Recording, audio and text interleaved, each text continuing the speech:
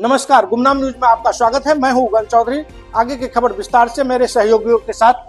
Hello दोस्तों, क्या हाल है। तारीख आज 12 जून 2025, दिन गुरुवार। हिंदी महीना भी आज से नया शुरू हो चुका है। आषाढ़ महीना, कृष्ण पक्ष, प्रतिपदा यानी एकम। और आइए बात करते हैं आज के मुख्य समाचार में देश भर की तमाम बड़ी खबरों पर नजर डालते हैं। देखिए, एक तो आज के दिन को दुनिया भर में विश्व बाल श्रम निषेध दिवस के रूप में मनाया जाता है। बाल श्रम करवाना अमानवीय भी है और गैर कानूनी भी है। कभी हमें बच्चों से मजदूरी नहीं करवानी चाहिए, है ना। चलिए आगे बढ़ते हैं अपन खबरों में। सबसे पहले खबर तो मैं आपको रेलवे से जुड़े कुछ नए नियम लागू हुए हैं, तो उनके बारे में बता देता हूँ अपडेट। देखिए, वेटिंग टिकट अब आपका कंफर्म हुआ या नहीं, ये बात आपको 24 घंटे पहले ही पता चल जाएगी। जबकि अभी मौजूदा समय में सिर्फ 4 घंटे पहले ही चार्ट बनने पर पता चलता है कि आपका टिकट कंफर्म हुआ या नहीं। लेकिन देश भर में जल्द ही यह नया नियम लागू होगा। रेलवे ने अब चार्ट बनाने का समय ट्रेन के चलने से 24 घंटे पहले कर दिया है। हालांकि रेलवे ने यह भी कहा कि नए नियम से तत्काल टिकट बुकिंग या अन्य नियमों में कोई बदलाव नहीं होगा। वेटिंग टिकट पर अब आप स्लीपर एसी कोच में सफर भी नहीं कर पाएंगे, जो नियम पिछले महीने मई से लागू हो चुके हैं। बाकी तत्काल टिकट के लिए भी अब अगले महीने जुलाई से आधार कार्ड जरूरी होगा। 1 जुलाई से यह नया नियम लागू होगा। IRCTC की वेबसाइट या मोबाइल ऐप पर आपको आधार कार्ड वेरिफिकेशन करना होगा, तब जाकर आप तत्काल टिकट बुक कर पाएंगे। इसके अलावा तत्काल टिकट बुकिंग के पहले 30 मिनट में एजेंट्स के लिए बुकिंग सुविधा अवेलेबल नहीं होगी, यानी एजेंट अब ब्लैक में तत्काल टिकट बुकिंग नहीं कर पाएंगे। भारतीय रेलवे ने टिकट बुकिंग प्रक्रिया में ये एक बड़ा बदलाव किया है, तो दलाल अब टिकट की कालाबाजारी नहीं कर पाएंगे। समझ रहे हो, अब सबको आसानी से तत्काल टिकट मिल पाएगा। ठीक है, तो अगले महीने की पहली तारीख से यानी 1 जुलाई से तो तत्काल टिकट बुकिंग के नियम में यह अहम बदलाव हो रहा है कि आधार वेरिफिकेशन और OTP जरूरी होगी। नए यूजर के रजिस्ट्रेशन के लिए रेलवे की तरफ से ये सख्त नियम लागू किया जा रहा है। ठीक है ना। तो 1 जुलाई से तो आधार पर वेरिफिकेशन वाला नियम लागू होगा। इसके अलावा 15 जुलाई से यानी ठीक 15 दिन बाद तत्काल टिकट बुकिंग के नियम में आधार से जुड़ा एक और बदलाव ये लागू होगा कि आधार आधारित OTP वेरिफिकेशन भी अनिवार्य कर दिया जाएगा। और जुलाई से ही पहले 30 मिनट में अधिकृत एजेंट भी टिकट बुकिंग नहीं कर पाएंगे, केवल आम नागरिक, आम आदमी ही टिकट बुक कर पाएंगे। तो ये रेलवे की तरफ से तत्काल टिकट बुकिंग के नियमों में भी अहम बदलाव किया जा रहा। और वैसे दोस्तों, केंद्र सरकार की जो एक और कैबिनेट मीटिंग हुई, उसमें भी रेलवे के 2 मल्टी ट्रैकिंग प्रोजेक्ट को भी मंजूरी मिली। इन प्रोजेक्ट की लागत आएगी 6405 करोड़। इससे पहले वाली सरकार ने पिछली कैबिनेट बैठक में आपको पता होगा 14 फसलों की MSP भी बढ़ाई थी, मैंने आपको बताया भी था।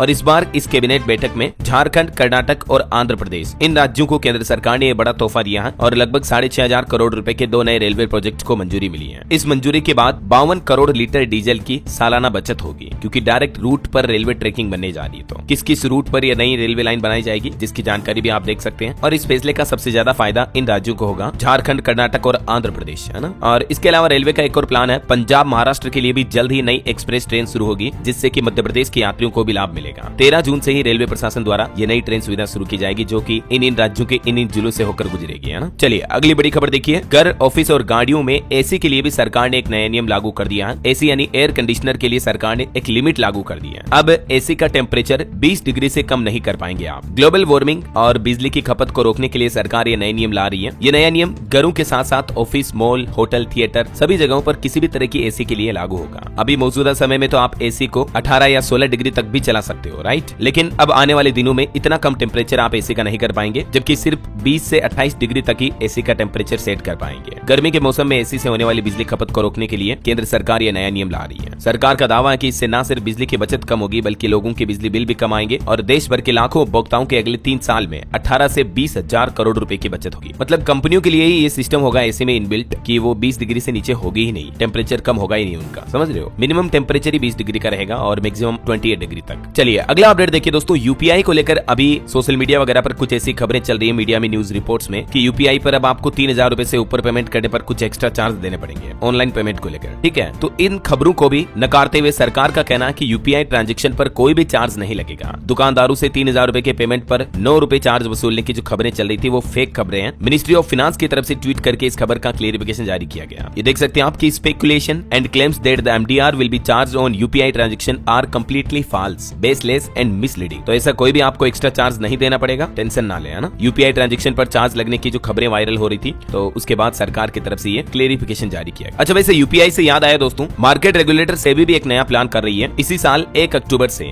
UPI का एक नया पेमेंट सिस्टम शुरू करने जा रही सेबी, जिससे कि ब्रोकर्स को एक खास UPI ID दी जाएगी, ताकि कि शेयर मार्केट में निवेशकों का पैसा ज्यादा सुरक्षित रहेगा। जो इंडिया के शेयर मार्केट के ब्रोकर्स है ना, जैसे Zerodha, angel one, Upstox, grow, 5 पैसा, मोतीलाल ओसवाल, तो इन तरह के सभी ब्रोकर्स के लिए सेबी ने नया प्लान बनाया है। निवेशकों की सुरक्षा बढ़ाने के लिए अब पंजीकृत बिचौलियों के लिए, जो रजिस्टर्ड मार्केट ब्रोकर है, उनके लिए नई यूपीआई प्रणाली अनिवार्य लागू हो जाएगी 1 अक्टूबर 2025 से ही, ताकि ये ब्रोकर जो निवेशकों से पैसा लेंगे वो सेबीआई द्वारा प्रोवाइड यूपीआई आईडी से ही ले पाएंगे, है ना। चलिए अगली बड़ी खबर देखिए। भारतीय स्टेट बैंक एसबीआई ने 13,455 जूनियर एसोसिएट्स की नियुक्ति की। स्टेट बैंक के ग्राहकों के अनुभव को बेहतर बनाने के लिए बैंक की एक बड़ी पहल है। वही देखिए, एसबीआई ने एक रिपोर्ट जारी की, कहा कि अगर रेपो रेट यानी दरों में कटौती 2 साल तक जारी रही तो बैंक लोन की ब्याज दरें और कम हो जाएगी, जिससे भारतीय परिवारों को हर साल तकरीबन 60,000 रुपए तक की बचत होगी। अभी आपको पता होगा दोस्तों, हाल ही में आरबीआई ने जो लास्ट एमपीसी मीटिंग हुई उसमें भी रेपो रेट में आधा प्रतिशत तक की कटौती की थी। तो अभी रेपो रेट 5.5% चल रहा, और इस कटौती के बाद कई बैंकों ने लोन सस्ते भी किए। तो अगर ये रेटें 1-2 साल तक कंटिन्यू कटौती में रहती है तो इससे बैंक लोन वगैरह की महंगाई से लोगों को बड़ी अच्छी राहत मिलेगी, है ना। और खबर देखिए, हमारे देश के वाणिज्य मंत्री पीयूष गोयल का कहना है कि ई कॉमर्स और खुदरा व्यापार से जुड़ी नीतियों को बेहतर बनाने पर चर्चा होगी। वहीं देखिए बड़ी खबर, एक्साइज ड्यूटी 50% बढ़ने से अब शराब महंगी होने वाली है। मैकडॉवेल्स विस्की बनाने वाली कंपनी का शेयर 6% टूटा, सुला का शेयर भी 10% तक चढ़ा। दरअसल महाराष्ट्र सरकार ने भारत में निर्मित विदेशी शराब पर एक्साइज ड्यूटी को 50% बढ़ा दिया है, जिस कारण ही शराब कंपनियों के शेयरों में ये बड़ी गिरावट आई है, क्योंकि इस वजह से शराब महंगी होने वाली है। प्रीमियम और विदेशी शराब के दाम लगभग 50% तक बढ़ जाएंगे। तो जाहिर सी बात है, जब शराब इतनी महंगी हो जाएगी तो लोग बाग थोड़ा तो दारू पीना कम कर देंगे। ये वजह है कि स्टॉक मार्केट में भी वाइन कंपनीज के शेयर में गिरावट देखने को मिली है।